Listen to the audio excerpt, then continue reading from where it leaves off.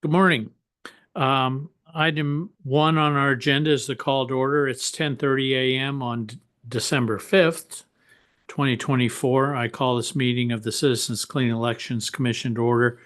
We will begin by taking attendance. Commissioners, please identify yourselves for the record. Christina Werther. Galen Payton. Amy Chan. And I'm Mark Kimball. We have a quorum here for commissioners attending. Item two, discussion possible action on the minutes from our October 10th meeting. Are there any comments or corrections or additions to the minutes? If not, do I have a motion to approve them? I motion to approve the minutes of October 10th, 2024. Thank you, Commissioner Werther. Is there a second? I'll second. Thank you, Commissioner Payton. It's been moved and seconded that we approve the minutes for our October 10th meeting. I will call the roll. Commissioner Chan? Aye. Commissioner Werther? Aye. Commissioner Payton? Aye. Chair votes aye. The minutes are approved 4-0. Item three is discussion and possible action on the executive director's report. Tom? Hi, thank you. Thank you all for being here, commissioners. We'll have at our next segment, we'll have a voter education report, which is going to cover a lot of what's been going on since we last met, as well as looking back at what we've been doing on that front this year. I think it's worth highlighting the 78.5% turnout for the general election. And then coming up on December 17th, the Electoral College will meet, and then everything should proceed from there. The last meeting we had was right after our last statewide debate. And I think that in the month since then on the voter education front, we've had a lot of demand for different types of presentations and engagement from a variety of different audiences, which I think is really positive. I think hopefully showing that we're continuing to get the good receptivity folks out there who we're providing that service to. So there's a very long list of things that we did this is just literally between 10/10 and today. And then of course we were all very happy that the Bar Foundation recognized Avery as their November Volunteer of the Month. It was particularly exciting to those of us who have the honor, so to speak, of being a members of the bar.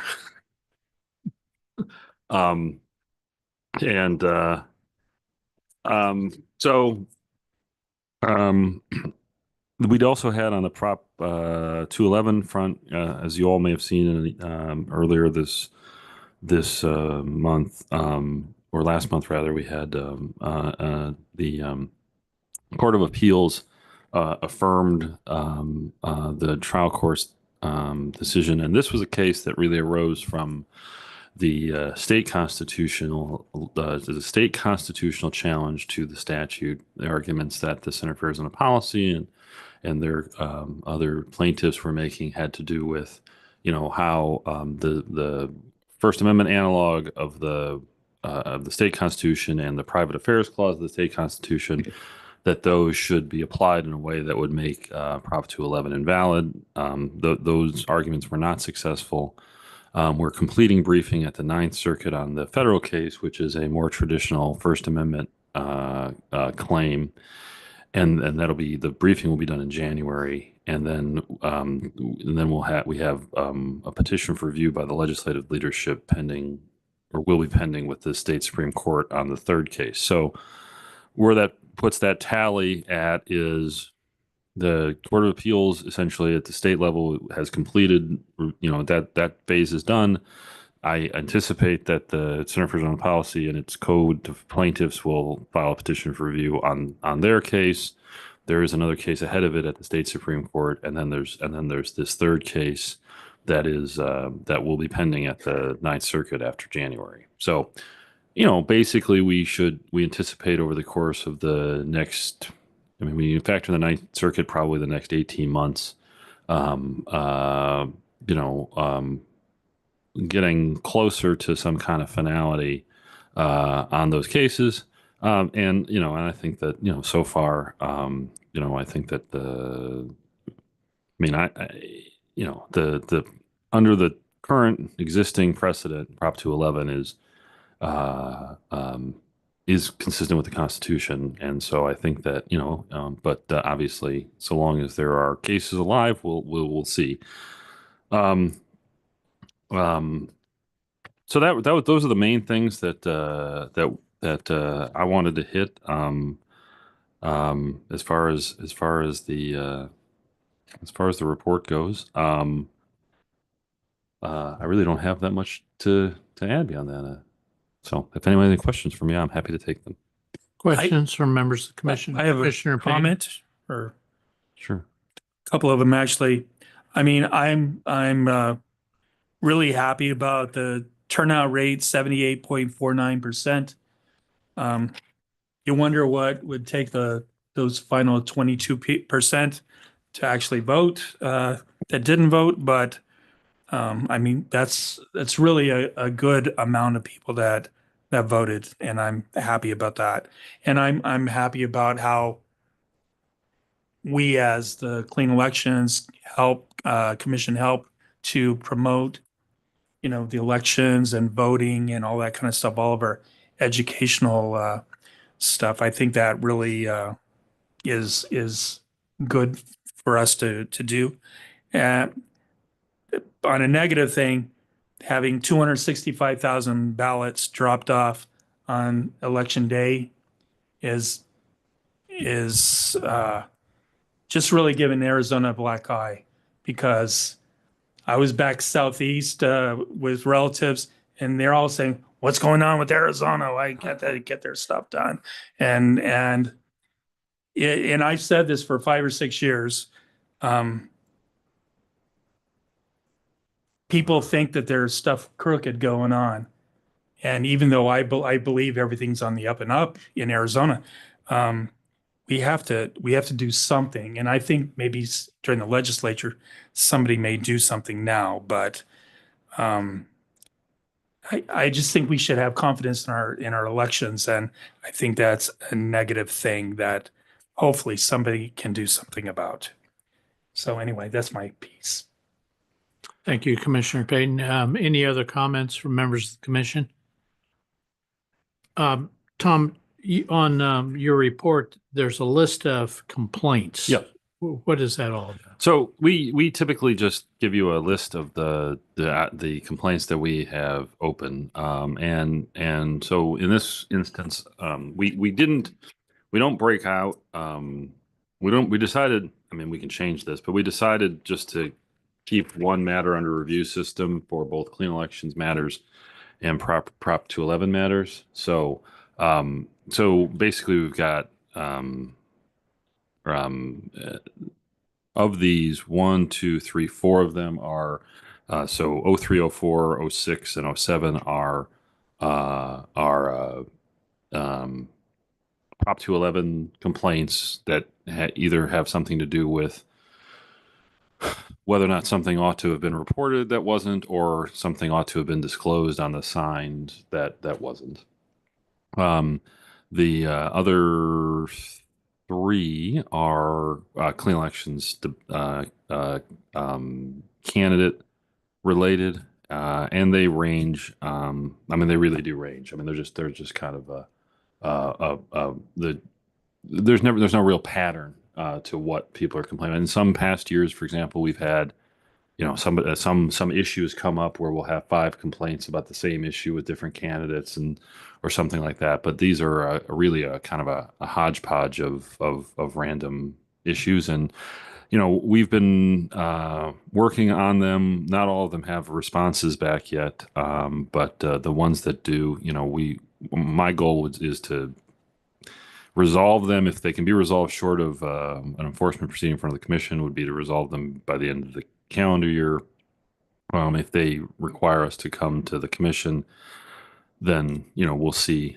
We'll see about that. I'm not, it's a little hard to predict right now because you kind of don't know how things will break down. But, as far as to give you a sense of proportion, 10 years ago, we had 27 or 30 complaints. We're down significantly from that. We did not get this year any trigger report complaints. We almost every year we get at least 1 to 2 trigger report complaints. That is to say, the time sensitive reports that the Elections Act requires on spending. We didn't get any of those this year. There's still time after the canvass I can't remember how many days they have after the canvass to file complaints still, but we haven't had any there and yet. And then the Prop 211, quite honestly, I think we've talked about this in other contexts. We had figured there would be not many complaints on account of the fact that it's relatively new and it is new and folks and there's a kind of we sort of presume there's a kind of weird detente out there until things get underway. So I don't know the complaints well enough off the top of my head, and I don't have responses in some of them yet to be able to describe what the precise subject matter is of them. But 4 is not a lot. I think it's more than it seems like a not an unreasonable amount of number, not an unreasonable amount. And if you take into account the fact that we didn't get any trigger report complaints, we would have gotten typically 3 to 4 trigger report complaints. So this may just be slotting in that way. So is it safe to say that on our next meeting, we can discuss, or you can tell us how these 7 complaints have been resolved? Yes. So what the rules require is after I've done my analysis, I have the ability to dismiss a complaint with myself, and I just have to provide you notice of that, and we can discuss it at that time. Alternatively, if I determine that there's some further action that needs to be taken, then there's a process that requires some form of hearing. Prop 211 is a little different than the Clean Elections Act in terms of what comes to the commission and when, and just to not to get too far afield, but within this realm of enforcement, in a sort of a preview for next year, one of the things we're going to look at is how to align the clean elections process with the Prop 211 process, and then also looking at the campaign finance process as far as like where people appeal, to align that with the 6938, which is the statute that all the filing officers go under. Okay. So we kind of want to look at that and make sure that all those line up in a rational kind of way. Okay. Any other comments from commissioners? Thank you, Tom. We'll move on to item 4, discussion possible action on the 2024 voter education report. This year was an exciting one for our voter education program as we solidified our role as the state's nonpartisan voter information agency, the official sponsor of debates in Arizona, and leaders in civic engagement. From statewide to local races, from Fort Defiance to Sierra Vista, we contributed both vital information and opportunities for Arizona voters to be heard. Gina is going to give us a presentation detailing many of our successes. Avery will be talking to us about the Captain Activate project, and we are expecting a special visitor. Not to spoil things. Gina. Good morning, Mr. Chairman, Commissioners. All right, so what we have for you today is a pretty high-level overview of our activities for 2024. If we were to get really in depth, we would be here for hours, which, possibly days, which is a good thing because it shows how active our agency has been in terms of voter education and outreach. Okay, next slide. So just to provide a recap of what happened this year for Arizona voters. There were actually 5 elections that occurred. We did have 2 local elections, which were held on March 12th and May 21st. So on March 12th, we had voters that were in Litchfield Park and Tempe who had the opportunity to turn out and vote. And then on March 19th, which is very close to March 12th, we had a presidential preference election. So these elections are held every election year in which we are voting for president, and it gives voters the opportunity to declare who they want their preferred presidential candidate to be. In the March 19th election, only registered voters with the Democratic and Republican Party could participate. So it was not open to other voters who were registered with other political parties or independents. In May, we again had local elections, and it was voters in Goodyear, Holbrook, and San Luis. So for including those local elections, we absolutely had voter education and outreach for the voters in those jurisdictions. That included information on our website, voting locations, if it was an all-mail election, when to expect your ballot, and also what are the issues on your ballot that you're voting on. And then, of course, we had our primary and our general election. So we had a July 30th primary that was open to all voters. And that includes independent voters who were able to select from either Republican or Democratic ballot. And again, the purpose of a primary is to select your nominees from your specific party to advance to the general election, which in our general election, all candidates are on the ballot, and that's when voters will actually elect them into office. And of course, for our November 5th general election, that was also a presidential election. So voters had the opportunity for vote for their presidential electors. Next slide. Here's a snapshot of turnout over the years. So we can see for our 2024 election, as was just discussed in the executive director report, our turnout for the general election was 78.49%, which is pretty good. We did not surpass 2020 just by a percentage and a half, it looks like, but we were fairly close. So hopefully we will break that 80% marker as we continue to promote participation. And then if you look at the primary election side, in 2024, a turnout was 31.07%. It's about average for primaries. If you take a look at the rest of the years, we always see lower turnout in primary elections. And then, of course, you can see too from midterms, there is a drop as well too when you look at general elections. Next slide. So what did our activities look like for the March 19th PPE? As I mentioned, the purpose of this was to tell your party who your preferred candidate was. Sometimes these elections get some confusion across voters because they're wondering, okay, is this actually a primary election? Independent voters, can I vote? Am I allowed to participate in this? So we do a lot of education on the purpose of a PPE. We had a lot of great content on our website to explain to voters why we hold these, and importantly, who is able to participate. So if we look at the total turnout for the PPE was at 39.75%, and that is turnout based off of those eligible parties who could participate. In terms of performance for our website, we had about 121,000 active users, which was great. And the average engagement time per user is over a minute, which is good too, because I know it doesn't seem like a lot, but when we're thinking about how long people spend on their phone, most users use our website on their mobile. That's actually a pretty good time. So we are very happy with those results.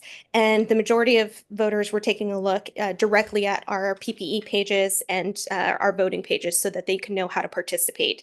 Those 2 images there are just some examples of the creative that we put out there. Pretty straightforward, right? We've got a presidential preference election on March 19th. So the goal is to let people know this vote or this election is happening. It exists. Go to our website to learn how you can participate. Next slide. So on our website, where are our users coming from? We always track data. So we always use data when it comes to making informed decisions on how we are reaching out to voters, what our success looks like, how can we improve our website. So Alec is very great about keeping tabs on the performance of our website to make sure it's meeting the needs of voters. So we always take a look at this data and we want to know, okay, where are our users coming from? Where are voters? How are they getting to the Clean Elections website? I think this is phenomenal because when we look at organic search, that is the highest number there, 64,000. That means that people are actively going to their computers, their phones, they're pulling up Google, and they themselves are typing in Clean Elections. That means something because it means that they recognize Clean Elections as the entity to turn to all on their own without being prompted for that voter education. So I think that's pretty amazing because it showcases that Clean Elections is an established brand, a trusted source of accurate official election information for voters. And then if we continue on, there's more data here about, okay, so for example, paid search. If somebody goes into Clean Elections and types in, or excuse me, if somebody goes into Google, types in voting, we pay for the Clean Elections URL to be at the top of that search result. And then there's other mechanisms there too. One of them that I want to talk about is referrals. So the referrals number there is 2,790. That means other entities are putting on their website the Clean Elections website. So they're encouraging people to visit our website, which is pretty fantastic as well too. Next slide.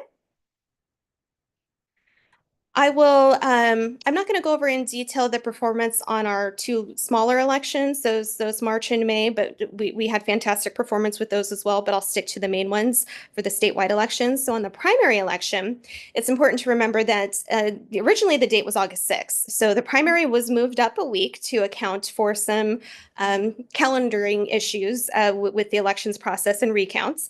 But we did have our election on the 30th. And so that meant initially we had to do some voter education to let people know, hey, the primary is now going to be in July 30th, which is summertime, right? Schools are starting or people may be on summer vacation, things like that.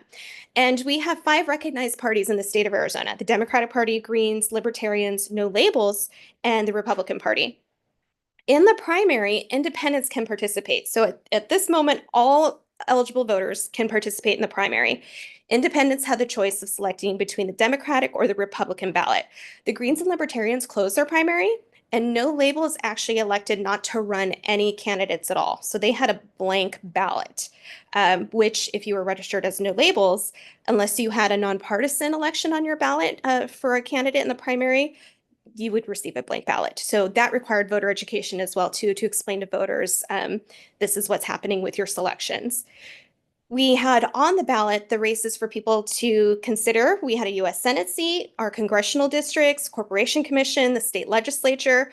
The county-wide offices were up. So county recorder, county sheriff, county attorney. And then we had local elections as well, such as your mayor and city council. So we had those candidate races on the primary election, and we again saw our turnout to be 31.07%. Going to the performance of our website, we had 377,000 active users, which is great. 372,000 new users, so new people who are coming back to the website. Our engagement time per user was 58 seconds, and people were looking at our debates page and our voter dashboard, which is fantastic because that's where we wanted them to go to. We want people to go to our voter dashboard page because it provides that one-stop shop of customized, tailored voting information. And this screenshot here of if you don't belong to a party, you can still come to the party. That's how we were reaching independent voters. It was just one of the many ways that we were trying to connect with people and let them know, hey, you don't have to be registered, you can still participate. Next slide. So for our primary and our website performance continuing, here's more of that data. Organic search was 108,000, which is fantastic. Referrals, you can see that number was even higher, 15,781. We had, again, 697,000 page views. So that means people were looking at our website, at our pages, almost 700,000 times, which is fantastic. So we're really happy with the performance here. These numbers are really great. Next slide. Then we'll jump to our November 5th presidential election. At this point, what you're going to see on the ballot, which was a big deal, a 2-page ballot for most voters. Most of our counties had a 2-page front and back ballot, which means voters had a lot to consider. They had a lot to learn about, to educate themselves on. And we had to educate voters not only on those issues, but letting them know it's going to take you time to fill out your ballot. So personally, I filled out my ballot at home. It took me 30 minutes, and I'm an informed voter, and I know about these issues, these candidates. And can you imagine somebody going into the polling place on election day, going in cold and not knowing anything about the issues? So we wanted to make sure voters were prepared. They did their research. They knew what to expect if they were voting in person, potentially longer lines. So it was encouraging people to be prepared. On that ballot, we would see presidential electors, of course, our U.S. Senate, Congressional, CorpCom, legislature, those countywide and local races. But also what I don't have listed here are the propositions too. We had a historically high number of propositions that were on the ballot coming from both the legislature and from initiatives. And that was just at the state level where we had 13. There was also local measures too, local ballot measures from our cities and towns, countywide propositions to consider. So I believe in Maricopa County, some voters had upwards of 75 contests on their ballot because we also had judges and justices, our judicial retention elections. That's a lot. It's a lot of time as a voter to dedicate, to carve out of your busy schedule to learn about these issues, to make your selections. So it was a very busy election time for voters. When we look at our website performance, we had over 900,000 active users, which is great, 892,000 new users. And looking at those top pages, the voter dashboard, which is great, ballot by mail, early voting, and debates. So ballot by mail and early voting is interesting. Those typically do get a high amount because most of Arizona voters choose to vote by ballot by mail. You'll see about 80% of people choose to vote but through the early voting process. People are going to these pages because we are explaining how that process works, the safeguards in place, how you have to sign your affidavit envelope, and that serves as your identity, your verification, what happens if you need to cure your signature, the timeline for that. So a lot of voters are interested in how the ballot by mail process works, and that's why we are seeing a high number of views on that page. And then again, the creative for that, this is just one example, election info at the tip of your fingers, just encouraging people to visit our website. Next slide. And here we can see those numbers are continuing to grow in terms of website performance. Organic search, again, that's amazing. 350,000, over 250,000 people are organically coming to azcleanelections.gov, which is fantastic. And then we get to see our page views, 1.4 million, which is fantastic, and our active users, over 900,000. So again, very happy with the performance of our website. It continues to showcase that it is meeting the needs of voters, and it's becoming a trusted, reliable source, which is fantastic because earlier this year, we actually invested and put time into redesigning the website. We restructured our navigation, where the pages go, to make it more user-friendly and intuitive for voters so they know how to use it. So very happy with these numbers. The title of this slide, we like to refer to it, is the 1024 anomaly. And next slide, please. And so the reason why we call this out is because, so as I mentioned, we are constantly tracking every day the success of our website, the performance. And just to showcase this information, on October 24th, Google Analytics forecasted, so they estimate how many people are going to be using your website on a particular moment, and they estimated anywhere between 5 and 27,000. We blew that out of the water. We exceeded it to almost 70,000 people interacted with our website on 1024, which it's fantastic because, when you can surpass Google's expectations, that's, we think it's pretty cool, like pretty cool badge there. And so it's great to see because, again, also looking at when people are using our website tells us when they are taking the time to educate, when they're going to be filling out their ballot. So that helps us to make informed decisions as well about putting out our messaging, how to connect with voters, things like that. So we continue to track that information. Next slide, please. So overall, for the entire year, overall website performance, again, very happy with it. Our top performing pages were, again, our ballot by mail pages, our propositions pages, and information on in-person early voting. So our propositions pages was very, it was pretty amazing this year, actually, with all the propositions that we talked about from a statewide level, but local level. We had the only site in the state of Arizona where a voter can go to and see every proposition that was on the ballot across the state of Arizona. So we had not only our Arizona ones, but we had the county ones as well too, and we had the local ones. So we would put the information out there, the short title, the official title, all of that great information, the arguments for and against. And it's, again, that one-stop shop for voters to come when they're educating themselves. Overall, we had 6.7 million impressions of our website, which is, again, amazing too. And we continue to see in 2024 the top growing queries for voters. They were really interested in those propositions. And again, They received a lot of attention in the media, but the fact that there were so many on the ballot, we believe that helped contribute to why people were looking for those and wanted to educate themselves on it. Also, we provide information on the Central Arizona Water Conservation District. So this is a particular office that it can be very difficult, almost non-existent, to find voter education and information on the candidates that are running. And we are the only agency in Arizona that has the information with those candidates, not just their names on the ballot, but we also take it further and we host a Meet the Candidate session for them as well too, which I'll explain in a few more slides. And then we also have one of the top search questions was, is early voting counted before Election Day? So perhaps that goes to also voters wanting to know about the tabulation process for Arizona. Next slide. This is just a screenshot here of the map showcases where people are in Arizona that are interacting with azcleanelections.gov. You can see there's a high concentration of people in urban areas, but we are, of course, in those rural areas too. This is important because, again, our voter education outreach methods, we don't have a one-size-fits-all. We don't rely just on internet. We also do print ads, radio reads. We are boots on the ground out in those areas because we know that if you're in a rural area, broadband access could be difficult. And so we are always looking at the communities that we are trying to connect with as we determine what our outreach measures will be.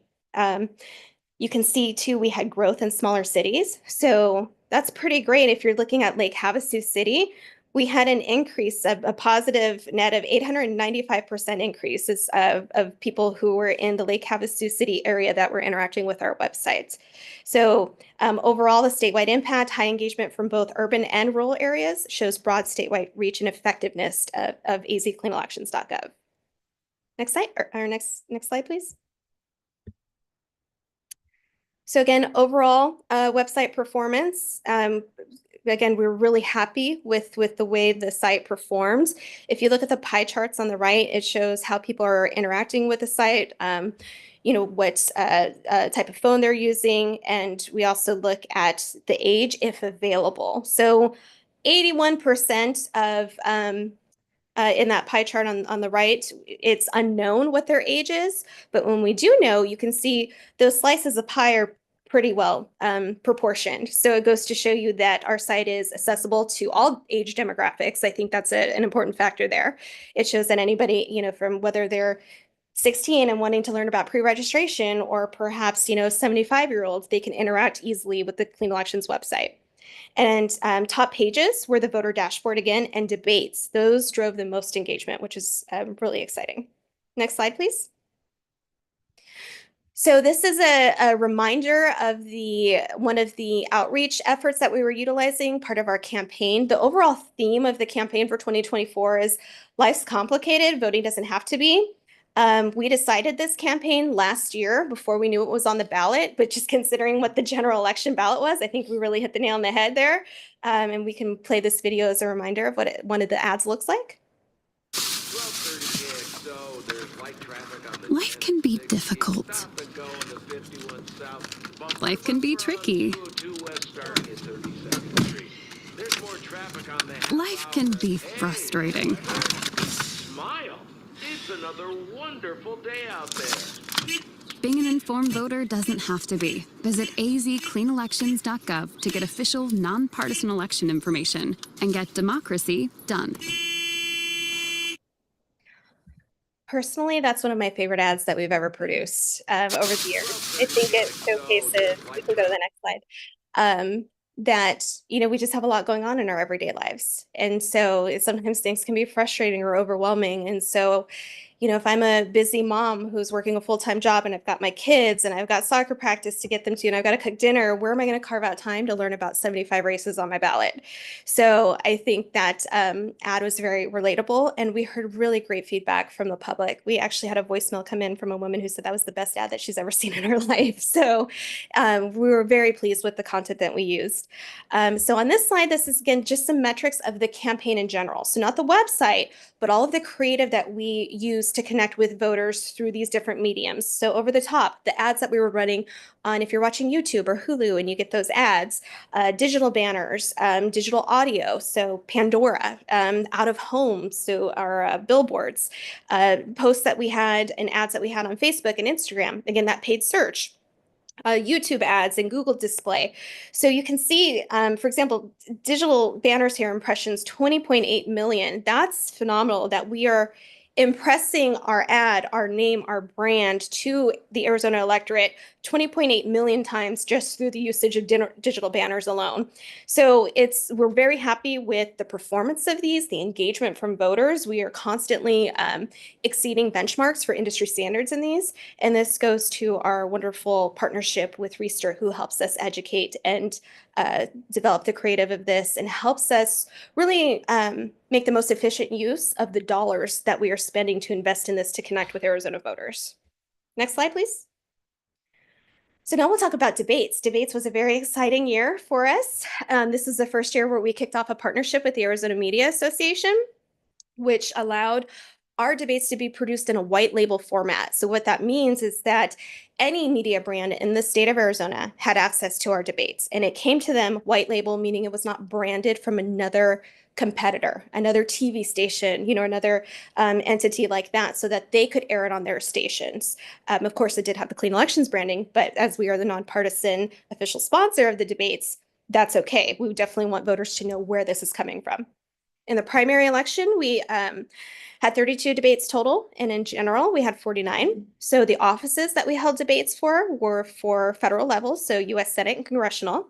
At the state level, the Corporation Commission, all of our 30 legislative districts. We had a couple of county races in there, a couple of cities, such as mayor.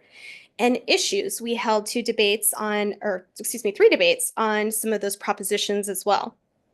We had a moderator pool that we had reached out to Arizona Media before our debates kicked off, and we asked for journalists to let us know, are you interested in moderating clean elections debates? We were able to develop a pool of 17 journalists from across the state of Arizona who would be able to bring their expertise to moderating these discussions, because when it comes down to a successful debate, the moderator is key. And so having somebody who can speak to the issues, who knows how to essentially interview but facilitate a discussion between the candidates is very important. But also it's necessary to have talent who can be engaging and make it engaging and energetic for the viewing audience as well. In addition to our debates, we held a Meet the Candidates event with the Arizona Capital Times. So this is where we had the candidates come together for a meet and greet with the voting public. And we did the same for the Central Arizona Water Conservation District candidates, again, through a partnership with the Arizona Center for Civic Leadership. So these were all opportunities for voters to, if you look at the right, watch, learn, and decide. Watch the candidates in action, learn about the issues, and make your decision. When we are looking at the success of our debates, the performance for our broadcast debates with that partnership with the Arizona Media Association, the information that I have here, we're still collecting data, but the information that I have available is the total number of times that the debate content that we provided that was used by media brands. So again, this could be radio, it could be television, it could be AZ Central streaming it on their website. It was 1,085. So that's pretty fantastic to see a total of over 1,000 our debates being used over 1,000 times by Arizona Media. We had 39 local media partners take advantage of the debates, and then total media participation for in-person interviews after the debates, which means the press gaggle. So the candidates would come to the debates. We would invite media to come and talk to the candidates afterwards. And we had over 128 media brands that were represented at those gaggles. One of the things that we wanted to showcase here is that in the primary, which again, the data that I have available right now, earned media for the clean elections debate, meaning we did not pay to put that information out there. The earned media produced 302 mentions of the clean elections debate, 131.6 million impressions, meaning our primary election debates were impressed upon the Arizona electorate without us paying for that, without us putting like a paid ad out there, 131.6 million times, and equated to, if we were to pay for it, $2.7 million. So that's pretty fantastic, because that showcases the Arizona Media Association, their members foregoing revenue from taking ads themselves to air our debates, all in the name of democracy and educating voters. So we're very proud and happy about this partnership that the Arizona Media really stood up to and encouraged to be a part of. And we're hoping that we will continue that partnership in the future. Next slide. This is just some images of what we talked about. We'll play a video for you here in a second of behind the scenes of the U.S. Senate debate, but on the right, you can see that was the Meet the Candidates event that we had both for the Central Arizona Water Conservation District, which was led by Avery, and then we had our Meet the Candidates events with the Arizona Capital Times. And then if we click, I think that should play that video.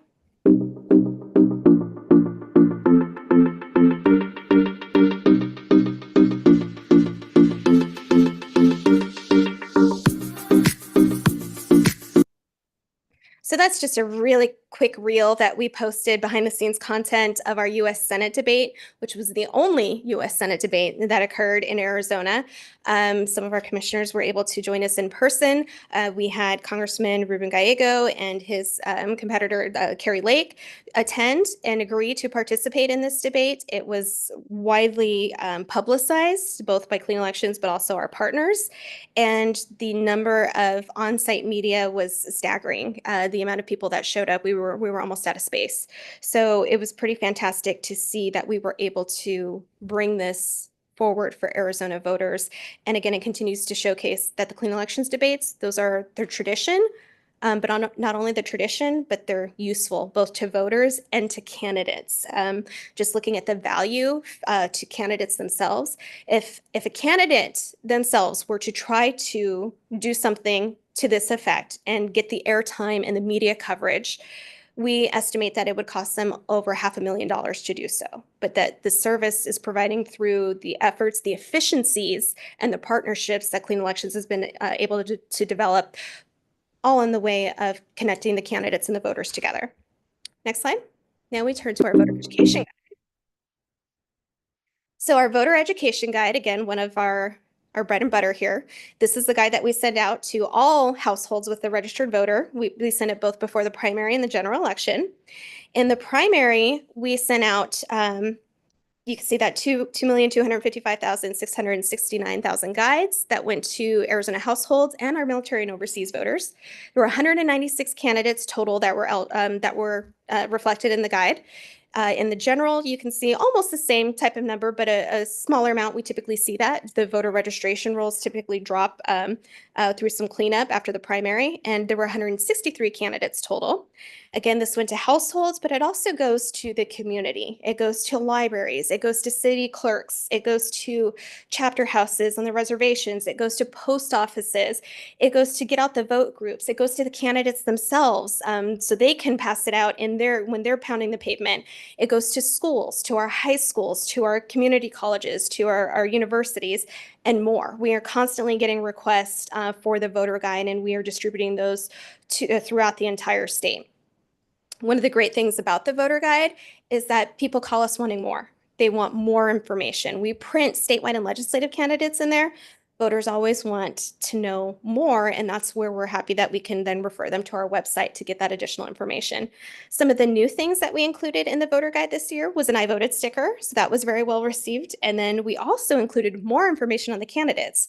Before we would print their name, their website, and a 200-word statement, we adjusted the guide this year to also allow space for a 100-word biography for the candidates as well. So again, just providing more information to voters. Our versions, we were able to partner again with Sun Sounds of Arizona, which is a wonderful service. They provide an audio version of election information. We automatically send it out in English and Spanish. We had Dene, we had plain text for our website, which means it's accessible for people who are using screen readers. We even had a request from a voter for a Japanese version, which we were happy to provide. Next slide, please. So campaign overview of the creative that we put out there to let voters know, hey, debates are happening, click here for the schedule, or check your mailbox, the voter education guide is coming, check your mail or read it online. Here's some statistics on our performance of those creative, again, looking at out of home, digital banners. You can see some really great metrics here that showcases that, again, we are exceeding industry standards with plenty of these benchmarks.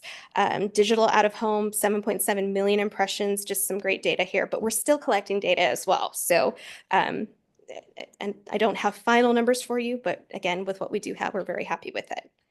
Next slide, please. So for youth outreach, we do general election education. So just, the logistics, right? Key dates and deadlines, how to get your ballot, how to learn what's on the ballot. We do the voter education guide. We do debates. We do education specific to independent voters. We do those local elections. But we also know that our youth demographic needs specific targeting as well, too. So we have that same theme of life is complicated. Voting doesn't have to be. But one of the things we were really excited about is also partnering with local content creators in Arizona. So these are, you could refer to them as an influencer, but people who could create user-generated content for us. So we can play a video for you here of what that looks like.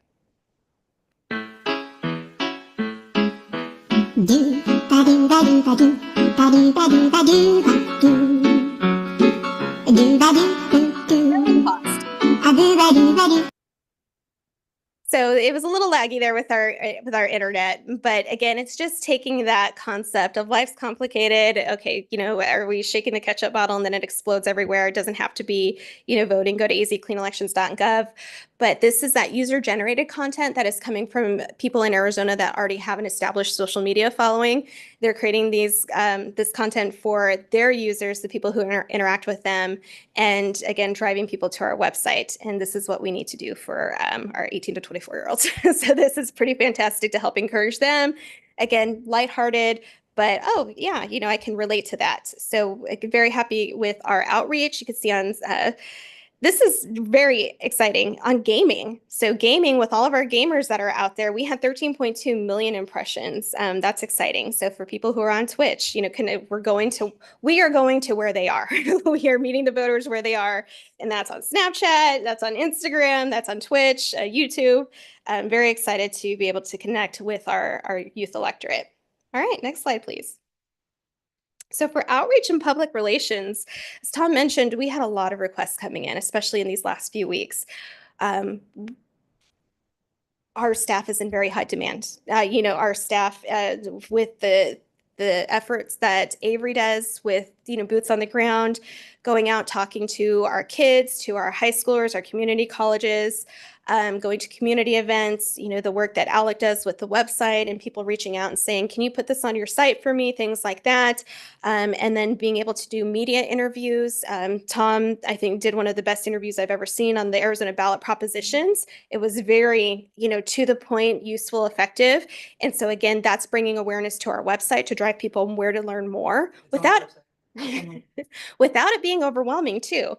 So you can see we were here, Avery's talking about the Captain Activate comic book and how we're engaging with our future voters. Tom's talking about what to know before heading to the polls or propositions. And I was talking about, what happens if one of our senators ends up running for vice president and talking about a ballot tabulation timeline and our debates, things like that. So these are just a snapshot of some of the many opportunities that we had to connect with voters through our local media and our outreach and public relations. So at this point, Mr. Chairman, I'd like to pause. If there's any questions, I'm happy to answer on the content I've showed so far. And then I'd like to turn it over to Avery to go through the remainder of the presentation. Okay, thank you. Very, very impressive. A lot of innovative ideas that certainly paid off. And I don't know how you're going to beat this in 2 years. Any questions or comments from members of the commission?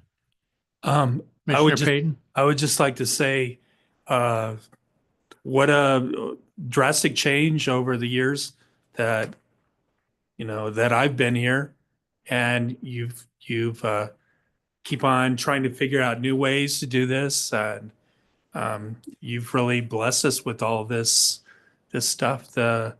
I'm sure other states need to have you come and teach them. So very good. Thank you. Thank you. Thank you, Commissioner Payton. Any other comments from commissioners? Commissioner Werther? Just wanted to thank all of you because I know how much hard work goes into putting all of this together. Just again, having gone to like the debate and seeing the behind the scenes and just seeing some of the other outreach, it's just very impressive. And I'm really just pleased at how much it's helping the voters. And then just one, I guess, quick question. And just since I'm still kind of new, just so once I guess all of this information is sort of digested, then does this then I guess go into sort of maybe how I guess your voter outreach plan for 2026 and then how I guess what may be different aspects and things we need to fill in, I guess, to improve, although I don't know how you can, but how it works. Mr. Chairman, Commissioner Werther, yes, absolutely. So what we do, our process is we will collect all of our data for the performance of this year. Every piece of data that we can collect, we look at. We have kickoff meetings, we have recap meetings, we have planning meetings. We take a look at our, you'll hear from Mike on budget, and we will also look at, okay, what worked well, what areas do we think we can improve on, what do we know about voter trends, things that are happening in terms of maybe misinformation, things like that we need to look at. And then we work with our whole team and we develop a 2025 voter education plan. We really look 2 years out. So we look at 2025, 2026, and then we will present that to the commission early next year. So with that also comes, we always like to conduct research. We like to put out a survey. We like to hold focus groups that will drive our creative development as well and have a better understanding of what the needs are for voters too. So we go through those planning stages. We look at the data that is available to us. We all speak together and get together with our entire group and plan. And then we present that to you when we have our final recommendations of how we should proceed for the next year or two. And of course, we also remain fluid with that too. We make sure that we have the opportunity to adapt. So for example, one of the things I wasn't able to show here in this presentation, just for time, is the partnerships that we had with our counties. Our 15 counties, we work very closely with them. And so if something develops and they, reach out to us and say, hey, we need some support here, we're able to pivot very quickly and provide that support. So for example, with Coconino County, they actually reached out because they needed to connect with their voters. And they realized, we've got a movie theater here. We've got Harkins that is in Coconino County. That is the only movie theater that provides service to our Navajo Nation voters. And so it's a great area to connect with them. So what we were able to do is provide and create an ad that ran in the Harkins Theater. And then we provided an ad that was translated in Dene in the Navajo Nation language, where we targeted based off of cell phones. When anybody was in that vicinity, they would be impressed with that ad. And so we were able to do that to connect with the Navajo Nation voters in Coconino County, which when we looked at the data from that, the data from the impressions that we had actually very closely equated to their turnout. So it's very interesting to make those connections with the data. But yes, we will plan and look at the data as much as we can. We will bring our recommendations to the commission in early 2025, but of course, always having the ability to adapt. Mr. Chairman. I'm sorry, Commissioner Chan, is that you? Well, I think I may have spoken over somebody else, but just very quickly, I wanted to acknowledge Commissioner Payton because every time we have a federal debate, I credit him with getting us started with that. And I because I remember when he asked if we could do a US Senate debate. And so I just wanted to acknowledge that because I do think it's been an absolutely amazing addition to our debates. Hopefully I'm remembering that correctly. Thank you, Commissioner Chan. Commissioner Payton? I had a question maybe for Tom. Would it be possible that maybe we could put on a little presentation at the legislature? I mean, I'm sure, Well, I'm sure a lot of those people have no idea we all the stuff that we do here. we may And we may be forced to, depending upon how the session goes in the first place. I But don't know what that means, but well, it's a joke. okay. I think that's something worth thinking about. I mean, I do think that I think you're right that one of the things that we've worked on, and if you look at specifically at the media slide that Gina's showing, is trying to figure out how, in a sense, to work around the legislature and the legislative-based press corps, who are focus on clean elections as a program that still, after all the work we've done, as a program for candidates to run clean, and then to some extent they recognize the debate program a little bit, but they don't see the broader issue. And I've had reporters who cover the Capitol who are very wise reporters tell me that to my face that they see clean elections as irrelevant, and that may be true within the narrow universe, an increasingly narrow universe, in which the press that covers the Capitol and the folks who work within that block, no matter what the office is, quite honestly, work in. So there is something for us to do there, and we have talked about that in the context of our voter education planning for this year, and that's part of the reason we wanted to reach out to. If we had the choice between being on a television show that's focused on politics and a choice between being on a morning television show that is talking to an average voter about how to get their ballot back or some tool we offer, our view at this point is we will take that morning show every single time. So how to communicate that, though, in the universe that we ultimately are accountable to is a challenge. And so we always talk about that, and we'll think about that. For example, with respect to the legislature specifically, finding a committee that would give us that opportunity to make that presentation is under the current circumstances not as easy as it might have been. I mean, it just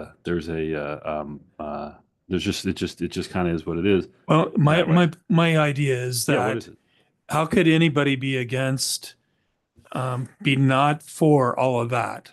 I mean, that's all about educating the voters, all about trying to get people out to vote, and I'm sure they have no idea.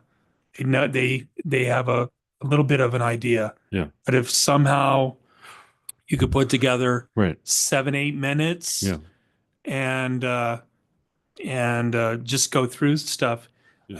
I think that would be a big boost to how they view this whole thing. Well, we will think about some ways to do that. I mean, it's definitely something that we. I will say, on a smaller scale, when Mike and Avery and I do go over and visit with legislators, it's really generally to do that kind of broad-based introduction to folks. But I think that get it penetrating. I mean, and I guess what I'm trying to get at is I agree with you 100%. It is something we talk about. It's just been it's a tough nut to crack. Yeah, well, I mean, they have their own thing that they're looking at, Yeah. but if they saw this, I think it would make things a lot. Like I said before, how could you be against any of that? Yeah, no, I hear you. Maybe in the lobby of the legislative chambers, running a couple of videos or something, or that would be just interesting. when they walk in, maybe running like a 5-minute video showing this stuff. Well, we will be talking about our plans for 2025 here in the next day or so with our partners, and we will put that out there as a thing we need to look at. So thank you. Thank you. Any other questions or comments from commissioners? Mr. Chairman, if I could just add on Yes, Gina. in response to Commissioner Chan's note, absolutely. I think the ability of us and the reason why we started doing those federal races was absolutely at the direction of Commissioner Payton. So to that point, and to Commissioner Werther's question, we absolutely take and want the feedback of our commissioners and what your legacies are for the commission. Obviously, Chairman, we know that we've been doing a lot of outreach and efforts with independent voters under your direction with Commissioner Titla, our outreach to our Native American communities and rural communities. So you'll have an opportunity to provide us feedback and direction when we present our plans in 2025 to you as well. But of course, at any time, of course, reach out. And then with that, I'll turn it over to Avery to finish out the few slides that we have left for you. Okay, thank you, Gina. Thank you. Avery?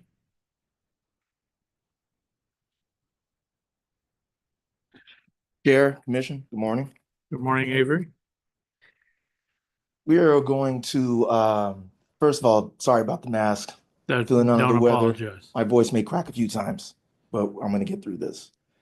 So 2024 has been an amazing year for outreach. As you can see on the screen or on this slide, these are several events that we've done. These are some of my favorite events, but it's not exhaustive. So there's many more events that we have attended. What I should say is that some of my favorite events on this list are going to be the National Civic Learning Week event at the Tempe Historical Society. There we got great feedback from parents and educators about some of our programs, including the Captain Activate comic book and our civics curriculum. The Phoenix Fan Fusion was incredible because we actually got to introduce Captain Activate to thousands of Arizonans and introduce ourselves as our clean elections agency to all who attended. So that was a great return of our investment. And another one is the Navajo Voters Coalition Conference. That was great because we get to share resources with the Native community and build connections and network. Are the African American Conference on Disabilities, fantastic for insight into the disabled community. And it's also excellent for future collaborations. So I got a lot of that. And then this year, we also did an assembly with Captain Activate to hype up a bunch of middle schoolers at Glen L. Downs Elementary School. So those are just some of the things that we've done. But as you can see, we've been in high demand. We've been in a lot of places. So I think we're doing good things. Can we go to the next slide, please? So now here, I'm going to try to be a little bit dramatic. Who is Captain Activate? So imagine a world where apathy takes over. Captain Activate teams up with 5 Arizona students, Caleb, Ava, Zoe, Skylar, and Mateo, to battle Dr. Apathy's anti-vote machine, a device turning people into apathetic zombies. Equipped with a Clean Elections Activate app, these students, chosen for their civic dedication, inspire action and empower their communities to fight apathy and make an impact. As you can see, those are the students right there, eager to take on life's issues. We can go to the next slide, please. There's Captain Activated and the future voters in all their glory. But I want to explain why we are doing the Captain Activate comic book and what are some of the properties of it. So using comic books to explore civic education is beneficial because it helps engage students, right? Because the visual learning, it makes learning fun. It's going to simplify complex topics. It's going to create emotional connections and memories, right? Going to promote critical thinking because, like I like to tell people, a lot goes on between the panels. You know, you have to use your mind. You have to, you know, how the characters' voices are saying, how they respond to certain things. And then our particular comic is going to encourage civic engagement, and it also promotes understanding of government and the law at an early age. So this is something that I think was missing from Arizona, and I'm happy that we were able to get this out to the public. And I also forgot to mention that I knew that this was going to be a success when we were at the Phoenix Fan Fusion, and I saw a little kid run up to Captain Activate and give him a hug. So I wasn't sold till I saw that. I was like, okay, this is good. This is going to be good. So thank you. So here are some of the numbers for the outreach for Captain Activate and the future voters. 450 comic books were sent across 7 libraries in Arizona. 733 comic books were sent across 11 comic book stores, including my own comic book shop, Greg's Comics in Mesa. Shout out to them. 3,800 comic books were sent out across an assortment of events, organizations that include schools, civic centers, and government offices. And approximately 5,000 total comic books were handed out across the state of Arizona. We can go to the next slide. This is a video clip compilation of some of the cool events. You'll see in here the Captain Activate at the State Fair. You'll also see him at Burton Bar Library and a few other places. You can go ahead and play.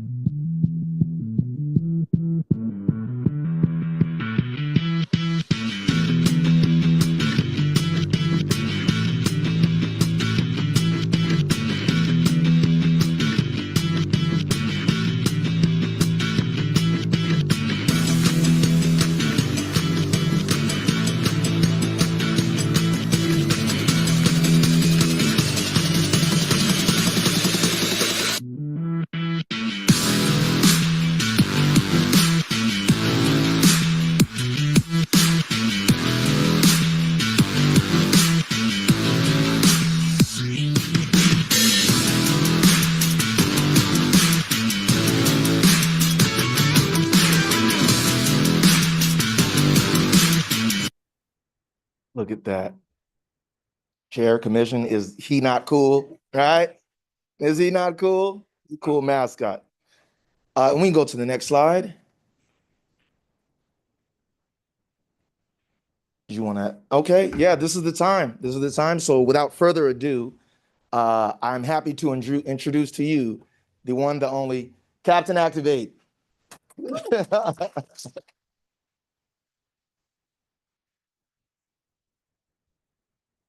There he is. There he is. There's the poses. There's the poses. So this is Captain Activate. He's made a big splash. It's been an incredible project to work on. It's been a lot of work, but totally fulfilling. The public loves it. Great feedback. And he's awesome. We can go to the next slide if you like. And now I would like to open up the floor, Chair or Commission, to any questions that you may have.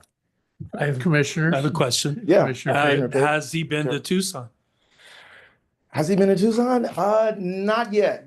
Not yet, but we had it was a scheduling conflict because we were supposed to do something, but our office couldn't coordinate it with the Pima County office.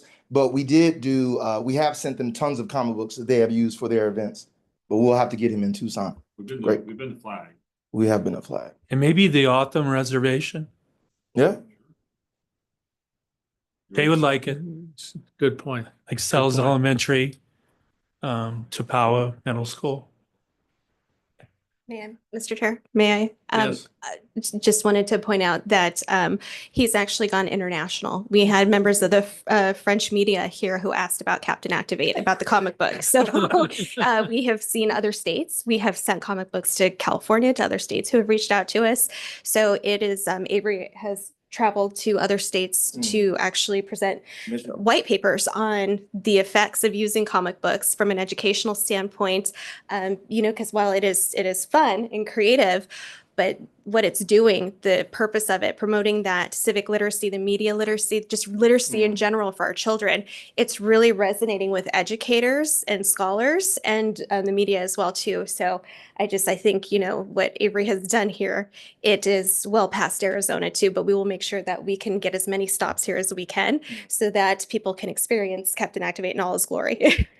Well, let me just say that when this idea first came up about comic books and then it morphed into having a character, and I was thinking, I don't know, this sounds a little wacky, but who am I to say?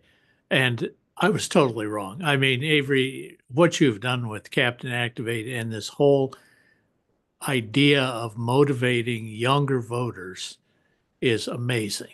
Thank you, Chairman. And I'm honored to be in the captain's presence. And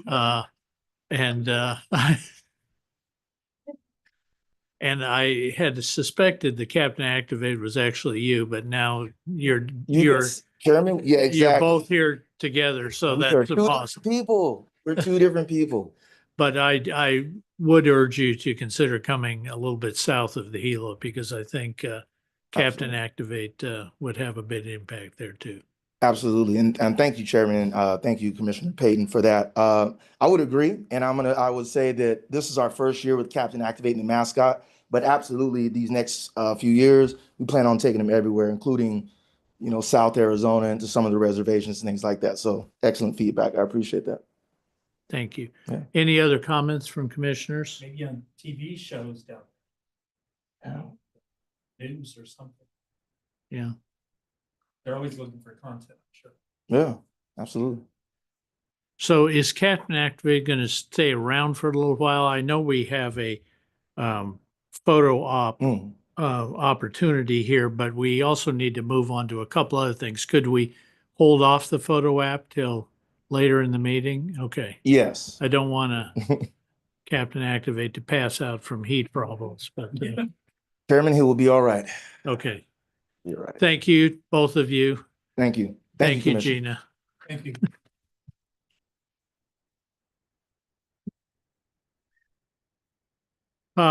We're going to take an item out of order here just for a minute. And next we're going to go to item 7, recognition of the Honorable Patty Hansen, Coconino County Recorder, for contributions to Arizona elections. Is she here? Yes, I'm here. Thank you. Thank you. Thank you for being with us this morning. Patty Hansen was first elected Coconino County Recorder in 2012 after serving in elections administration for 24 years in Pennsylvania, Minnesota, and Arizona. She's worked for Coconino County voters since 2003. Patty has been a strong advocate for voters and for democratic principles. She has played a crucial role in leadership among election officials in Arizona as the former president of the Arizona County Recorders Association and on the Arizona County Association Board. She is a nationally recognized expert on elections and most recently an advocate for increased and sustainable funding for election administration.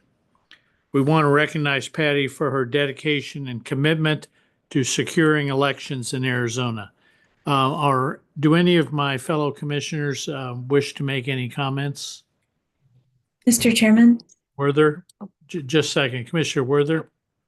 I just want to say, so Patty, I know we've been able to work together in different capacities over the years, and I just want to thank you so very much for all your work over the years to help voters. Thank you, Commissioner Werther. Commissioner Chan? I am so happy that we're recognizing Patty's contributions to not just Arizona, of course, but that's what is front of my mind. And we are going to miss you so much upon your retirement. And it's just a huge loss from my perspective for Arizona. So I hope that you will somehow keep in touch and, make your presence felt, because you have been one of the strongest recorders we've had. And I still have you in my phone as election director, actually, from before you ran for recorder. That's how long I've known you. So it's just been a pleasure, and you will be missed. Thank you very much. Is there anything you'd like to say, Patty? Yes, if I could. First of all, thank you so much. I am so honored and to have my work recognized this way.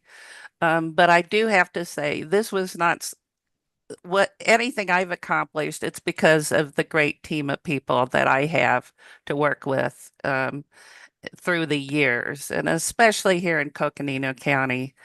And Christine and Amy, I have enjoyed working with both of you. And I have to thank the commission. The commission is such an important partner to election administration in this state and to the counties. And like some things here in Coconino County that you have helped us with, as Gina had mentioned earlier, the ads at the movie theaters, but you have really gone over and above to help us reach our Native American voters, and especially in the minority languages. And through voter guides that you translate into Dene and Hopi for us, the joint phone number you set up for the 3 counties that cover the Navajo Nation, through radio ads, your public information. And the commission sponsored the first workshop where we brought in the Election Assistance Commission to talk to us about IT, the importance of IT, cybersecurity, and using technology in election administration. So kudos to you for doing that for us. Your public outreach is just so outstanding. I have learned so much from working with Tom and Gina through the years. And you always have helped me keep that focus on serving the public and making this mystery behind elections understandable and simple for people to understand. And finally, in 2018, you guys, we didn't have money to do our national voter registration mailing, and we do it as a voter guide, just specific with some information in Coconino County. And the commission designed it worked with us and funded it. And that is so important to us. So, Amy, I will stay involved anytime you guys need any assistance. I am one of the biggest fans for our Citizens Clean Election Commission. And thank you, though, so much for recognizing what has been a labor of love for me. Thank you. Well, thank you, Patty. This was supposed to be about you, but thank you for your kind words on the commission. And as a thank you, we have a lovely parting gift for you, which we will find a way to get to you in the next few days. Thank you so much. Thank you, Patty. Good luck to you. Just a second, Patty. I think Gina wanted to say something. Mr. Chairman, Commissioners, if I may, Patty, I'd be remiss if I didn't have the chance to say that thank you. Thank you for being my mentor, whether or not you realized it. I've had the pleasure of working with you very early on in my career, and you have always been the bar. You have been the bar, you have been the pillar, you have been the person that when the conversations were tough, whether we're talking about a bifurcated voter registration system or, how to communicate with voters on difficult issues, you have always championed and fought for voters. And I think it has always been your attitude and your mentality that I have always strived to follow. And so I appreciate everything that you've done on a personal level, from helping me get into, Flynn Brown, for providing recommendation letters, but just all of the work that you've done for voters. You have set the bar. So I know I'm not the only person who works in elections that feels that way, but I will, if I have the opportunity here to share with you my thoughts. And again, I'd be remiss if I didn't get the chance to tell you thank you for being the example that we should all strive to. So thank you for your work. Thank you, Gina. Very well said. Thank you again for making the time to be with us today, Patty. Thank you. Okay, we will now return to the agenda, item 5, discussing and possible action on primary candidate audits. We audit clean candidates to help ensure that their campaign finance reports correspond to their actual accounts, ensuring accountability in the program. Mike will make some general comments on this item. Mike? Mr. Chairman, Commissioners, good morning. I apologize for bringing the mood down with such mundane items as the debate, but I'll keep it brief. Before you are 10 audits from the primary. All of them came back very, very well done. The candidates did a great job in their campaign reports. Our auditors were able to go through them very quickly. And so with that, I ask that you approve those, all 10 of them, because there really isn't anything out of the ordinary in any of them. Okay, thank you. Are there any questions or comments from the commission? I'd like to make a comment. I'm just glad we don't have any drama. And I'm glad that we are auditing all these people, and it's obviously made a difference. Thank you. Any other comments from the commissioners? Okay. So I'll entertain a motion to approve the audits identified in item 5 of the agenda. And just for the record, let me read the names of the audits that we're approving.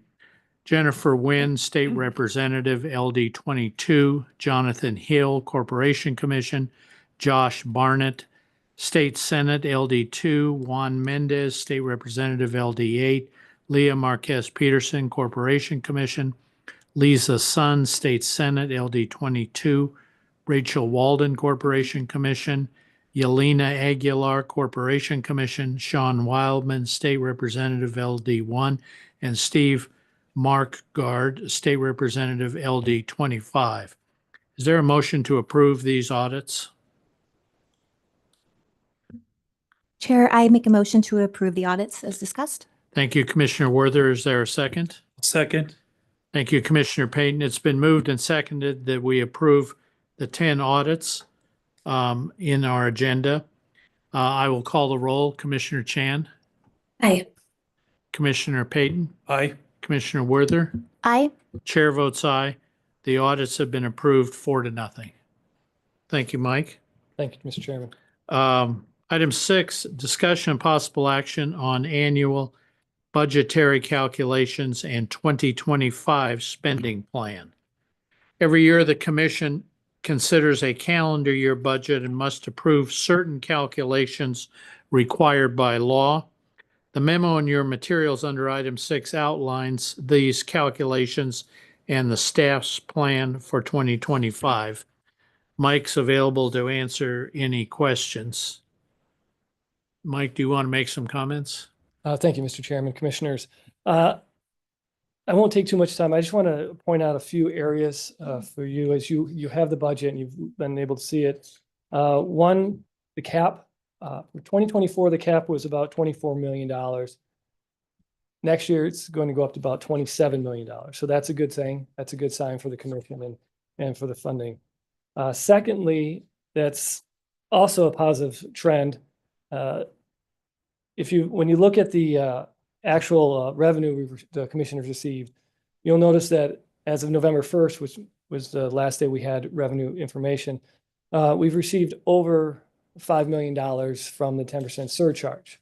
As you are aware, for 2024, we only budgeted about $5 million that we'd receive in revenue. So that's a good sign. We expect to have approximately an extra $1 million, maybe a little bit less for in revenue this year as compared to what we had budgeted. That being said, I am staying at the $5 million mark to be very conservative. I'm not sure if this is a trend where we're going to see more revenue coming in or if it's just an anomaly at this point. That's why I want to be very cautious of that. So those are two areas I wanted to make sure you're aware of. Happy to answer any other questions, and I ask that you approve this budget. Thank you. Any comments or questions from members of the commission?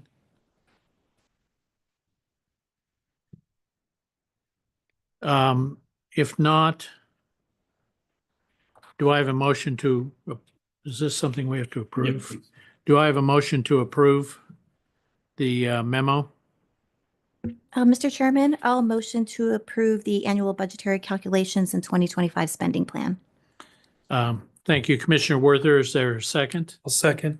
Thank you, Commissioner Payton. It's been moved and seconded that we approve the memo. I will call the roll.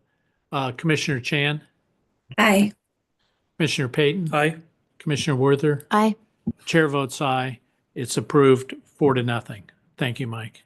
Thank you, Commissioners. Let me see. Item 8. Discussion and possible action on meeting dates for January to June. Commissioners, hopefully you've had a chance to review the proposed meeting dates from Paula, which let me just read through these. January 30th, February 27th, March 27th, April 24th, May to be determined, and June 26th. Any comments or discussions on these proposed meeting dates? Okay. Is there a motion to approve them? Mr. Chairman, motion to approve the meeting dates for 2025 from January through June. Thank you, Commissioner Werther. Is there a second? I'll second. Thank you, Commissioner Payton. It's been moved and seconded that we approve these commission meeting dates. I will call the roll. Commissioner Chan, Aye. Commissioner Payton, Aye. Commissioner Werther. Aye. Chair votes aye. The dates are approved 4-0. Item 9, public comment. This is the time for consideration of comments and suggestions from the public. Action taken as a result of public comment will be limited to directing staff to study the matter, rescheduling the matter for further consideration, or responding to criticism. Please limit your comment to no more than 2 minutes. Does anyone on Zoom wish to make a comment? No one on Zoom want to say anything? There's no one in the audience here who wants to make comment. Public may also send comments to the commission by email at ccec@cec.gov. at azcleanelections.gov. Item 10, adjournment. At this time, I would entertain a motion to adjourn. Mr. Chairman, I motion to adjourn. Thank you, Commissioner Werther. Is there a second? I'll second. Thank you, Commissioner Payton. I will call the roll. Commissioner Chan, Aye. Commissioner Payton, Aye. Commissioner Werther. Aye. Chair votes aye. We are adjourned. Thank you very much. Bye, everyone.